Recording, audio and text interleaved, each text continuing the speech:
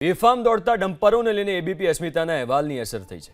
ABP અસ્મિતાના અહેવાલ બાદ Surat traffic પોલીસની કાર્યવાહી। સુરતમાં એક સાથે 30 જેટલા ડમ્પરને ડિટેન કરાયા છે। નો એન્ટ્રીના સમયમાં શહેરમાં પ્રવેશ કરતા કાર્યવાહી કરાઈ।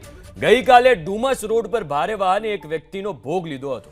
એક દિવસ નહીં પણ રોજ આવી કાર્યવાહી થાય તે જરૂરી છે।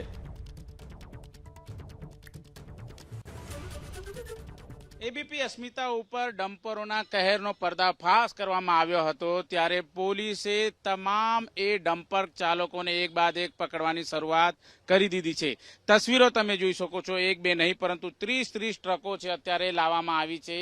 પ્રતિબંધિત સમયની અંદર આ ટ્રકો છે સુરત શહેરની અંદર પ્રવેશ કરીને ત્યારબાદ જે લોકો છે તેના જાનમાલને નુકસાન કરતા હોય છે। જો કે ભૂતકાળમાં એવા કિસ્સાઓ સર્જાયા છે કે લોકો મોતને ભેટ્યા છે, ત્યારે આ બાબતને લઈને પોલીસ સક્રિય થઈ છે।